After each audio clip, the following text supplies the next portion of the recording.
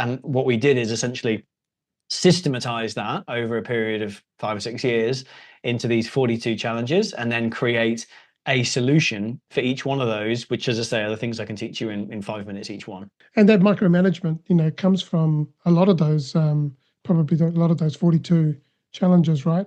And I've seen that firsthand. A lot of the managers who've come from like doing the actual work, they continue to do the work instead of empowering the teams to actually do that themselves. And that's, I guess, the difference between a leader and a manager, because the manager wants to make sure the tasks are done, whereas the leader is setting the vision and giving the direction, and then empowering the people to say, hey, this is where we're going to go, and then letting some of that autonomous work to happen. I've seen it very much so where micromanagement and toxic leadership ends up really damaging not only just the team, but the actual company culture as well. Absolutely. And, there's, depending on how deep you want to go, there are multiple layers to this. But another instance that we can add to flavor this soup that we're creating of leaders who are struggling and organizations that are culturally struggling is, if we go back sort of 20, 25 years, it was when all of these continuous improvement projects became really popular. So you got Lean and Kaizen and Six Sigma and Theory of Constraints, and now it's Agile.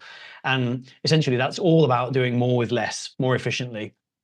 And what that led to was it gave leaders who potentially were struggling to deliver a new thing to focus on, that they could do more with less and cut some cost, cut some processes out, make things more efficient. But what it actually did was it just added to the workload of the people who were left, the survivors.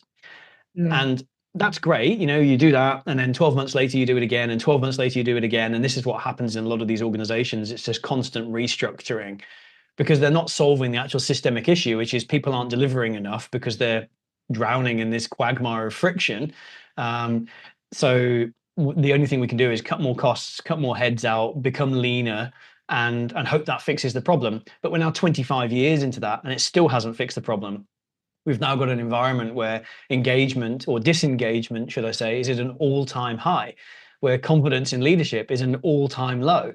So clearly what we've been doing in the pursuit of meeting those monthly or quarterly or annual KPIs, it's a short-term win. Yeah, sure, we'll get through this quarter, but over time, the cumulative impact of that is what we're seeing now in this low engagement, low productivity environment that exists in multiple organizations globally. Like the whole Agile framework has been implemented in so many different flavors in their organizations, and some organizations are truly embracing the whole Agile framework, but others are still kind of working